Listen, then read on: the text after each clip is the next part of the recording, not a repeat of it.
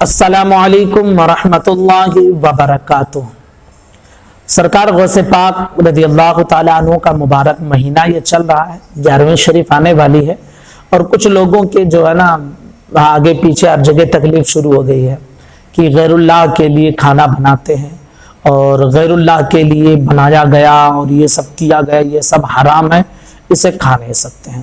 یعنی سرکار غوث پاک کی نیاز ہو، غریب نواز کی نیاز ہو تو اسے کھانا وہ حرام کہتے ہیں۔ انشاءاللہ آج کی اس ویڈیو میں ہم ان خبیثوں کی پول کھولتے ہیں اور صحیح طریقے سے آپ کو علم سکھاتے ہیں کہ قرآن، حدیث اور ہمارے علماء اہل سنت کا کیا نظریہ ہے اس کے متعلق۔ بہت اہم کلپ ہے، دھیان سے سنیں اور اپنے دوستوں کو بھی ضرور شیئر کریں۔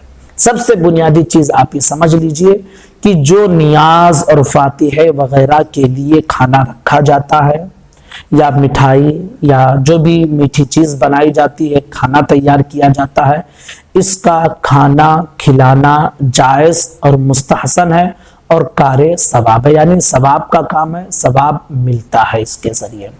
رہی بات یہ کہ یہ وسوسہ یہ کافر اہل حدیث اور دیوبندی یہ ڈھالنے کی کوشش کرتے ہیں اور قرآن کی ایک آیت پیش کرتے ہیں۔ قرآن مقدس کی آیت ہے وَمَا أُحِلَّ لِغَيْرِ اللَّهِ بِهِ، کہیں پہ یہ ہے اور کہیں پہ وَمَا أُحِلَّ بِهِ لِغَيْرِ اللَّهِ۔ وہ کہتے ہیں جس کا مطلب کیا ہے کہ جو اللہ کے لیے غیر اللہ کے لیے ہو وہ حرام ہے۔ وَمَا أُحِلَّ بِهِ یعنی وہ جو غیر اللہ کے لیے کیا جائے وہ حرام ہے۔ قرآن مقدس کی یہی آیت وہ پیش کرتے ہیں، ٹھیک ہے۔ تقریباً 3-4 مقامات پہ قرآن میں اس کا ذکر ہے۔ تو جب بھی ہم نیاز وغیرہ دلاتے ہیں تو غوث پاک رضی اللہ تعالیٰ عنہ یا غریب نواز یا کسی ولی کسی بزرگ کا، تو فوراً یہ کہتے ہیں کہ اس کا کھانا حرام ہے، قرآن نے کہا جو غیر اللہ کے لیے ہے وہ حرام ہے، جو غیر اللہ کے لیے ہے وہ حلال نہیں ہے، فوراً یہی آیت پیش کرتے ہیں۔ تو آئیے ہم ان خبیثوں کی پول کھولتے ہیں کتابوں کی روشنی میں کہ کیا ہے اس سے مراد، تاکہ یہ وسوسہ ختم آپ کر سکیں۔ دیکھیے یقیناً یہ قرآن مقدس کی ایک آیت ہے، وَمَا أُحِلَّ بِهِ لِغَيْرِ اللَّهِ وَمَا أُحِلَّ لِغَيْرِ اللَّهِ بِهِ، الگ الگ جگہوں پہ الگ الگ ہے، ٹھیک ہے۔ جس کا مطلب یہ ہے کہ جو غیر اللہ کے لیے ہے وہ حلال نہیں ہے۔ اب ایک چھوٹا سا ادنا سا طالب علم درس نظامیہ جو عالم کلاس پڑھنا شروع کرتا ہے تو اس وقت سب سے پہلی جو تفسیر پڑھائی جاتی ہے وہ تفسیر جلالین ہے، ٹھیک ہے۔ تفسیر جلالین لے لیں آپ یا کوئی بھی تفسیر لے لیں، ہر جگہ آپ دیکھیں کہ اس کی تشریح کیا کی ہے علماء کرام نے۔ یہ ان کی خبیثوں کی پیدائش تو ابھی 100 سال ہوئی ہے، اس سے پہلے یہ تھے ہی نہیں، ان کا وجود ہی نہیں تھا، ٹھیک ہے، ان کا وجود ہی نہیں تھا۔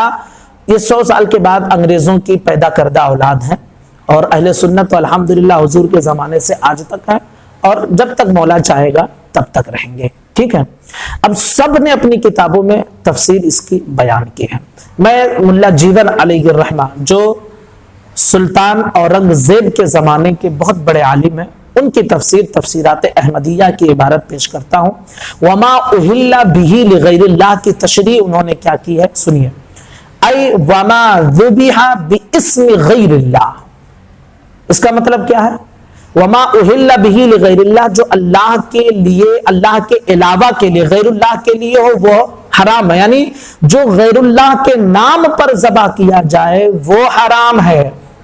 اب کھانا ذبح نہیں کیا جاتا ہے کمینوں، نیاز ذبح نہیں کی جاتی ہے، جانور کو ذبح کیا جاتا ہے۔ یہاں مراد یہ کہ جو جانور غیر اللہ کے نام پر یعنی ذبح کرتے وقت غیر اللہ کا نام لیا جائے، اللہ کے علاوہ کسی اور کا نام لیا جائے تو وہ اس کا کھانا جائز نہیں ہے۔ اب میں آپ کو پوچھتا ہوں کہ کوئی سنی ذبح کرتے وقت یا غوث کہہ کر نہیں ذبح کرتا یا رسول اللہ کہہ کر نہیں ذبح کرتا، ہر سنی صحیح العقیدہ بسم اللہ اللہ اکبر پڑھ کر ہی ذبح کرتا ہے، ٹھیک ہے۔ اور سب تفسیروں میں آپ دیکھ لیجئے وما اہل بہ لغیر اللہ کی تقریباً تفسیر یہی کی گئی ہے، وما ذبح باسم غیر اللہ، ٹھیک ہے۔ اور فی کل وقت فی عند الذبح فی وقت الذبح، یہ سب نے تشریح کی ہے، یعنی ذبح کے وقت اگر غیر اللہ کے نام پر جانور کو ذبح کیا جائے تو وہ حرام ہے۔ تو یہ تو ذبح مراد ہے، نہ کہ کھانا اگر غیر اللہ کے لیے ہو تو وہ حرام ہو جائے گا۔ ذبح تو اللہ کے لیے کرتے ہیں لیکن اسے ہم اولیاء کے نام سے منسوب کرتے ہیں۔ بالکل ایسے ہی بڑے مزے کی بات پیش کر رہا ہوں کہ ان کمینوں سے پوچھیے آپ کہ جب یہ قربانی کا بکرا لے کے آتے ہیں، ان سے پوچھو یہ بھائی یہ سفید والا بکرا یہ کس کے نام سے ہوگی قربانی، تو کیا کہتے ہیں؟ یہ سفید والا ابا کے نام سے ہے، اور یہ لال والا میری بیوی کے نام سے ہے، اور یہ جو ہے کالا والا یہ جو ہے میرے چاچا کے نام سے ہے۔ میں پوچھتا ہوں تمہارے نام سے قربانی اگر کیا جائے تو جائز ہے؟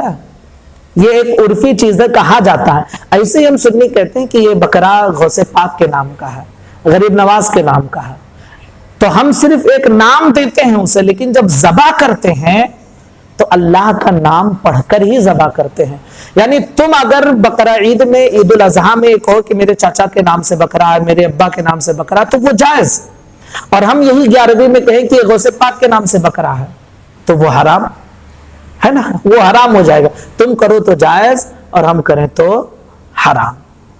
قرآن مقدس کی کتنی بھی جو تفسیریں کی گئی ہیں، ساری تفسیروں کو اٹھا کر آپ دیکھ لیجئے، سب نے یہی کہا ہے کہ غیر اللہ کے نام پر اگر جانور کو ذبح کیا جائے تو وہ حرام ہے، اور اللہ کے نام پر ذبح کیا جائے اور اس پر جو ہے غیر اللہ کے نام کا فاتحہ دیا جائے کسی ولی کے نام سے، اور یہ ثواب فاتحہ دراصل کیا ہے؟ ثواب پہنچانا ہے نا بھائی۔ مطلب یہ کہ مولا یہ تیرے نام پہ میں نے بکرا ذبح کیا، اس پر جو تو ثواب عطا فرما رہا ہے، اس کا ثواب ہم فلاں بزرگ کے نام سے، فلاں ولی کے نام سے، حضور کے نام سے پیش کرتے ہیں، قبول کر لے، کسی مومن بندے کے نام سے کرتے ہیں، قبول کر لے۔ اب یہ پتہ نہیں کیسے اس میں حرام ہو جائے گا۔ تو یہ حرام کھا کھا کے سعودیہ کا ریال جو ہے نا، ان کے پیٹ میں اتنی حرمت پہنچ گئی ہے کہ یہ حلال کو بھی حرام کہہ دیتے ہیں۔ کھاؤ حرام، اسی طرح تمہارا دل بھی مردہ رہے گا، تمہارا ضمیر بھی مردہ رہے گا، اور جو حرمت تمہارے پیٹ میں پہنچے گی نا، اس سے تمہاری نسلیں خراب ہو جائیں گی۔ اس لیے کما کر کھاؤ، سعودیہ کی ریال پر نہ پلو، ٹھیک ہے؟ تو نیاز اور فاتحے میں جو بکرا وغیرہ ذبح کیا جاتا ہے، اللہ کے نام پر ذبح کیا جاتا ہے، اور اس پر نیاز کسی بزرگ کی دلائی جاتی ہے، اور یہ کھانا جائز ہے۔ جو اسے حرام کہے وہ خود تو ہو سکتا ہے لیکن کھانا حرام نہیں ہو سکتا ہے۔ آپ سمجھ لیجئے کیا ہو سکتا ہے، لیکن کھانا حرام نہیں ہو سکتا ہے۔ السلام علیکم ورحمۃ اللہ وبرکاتہ۔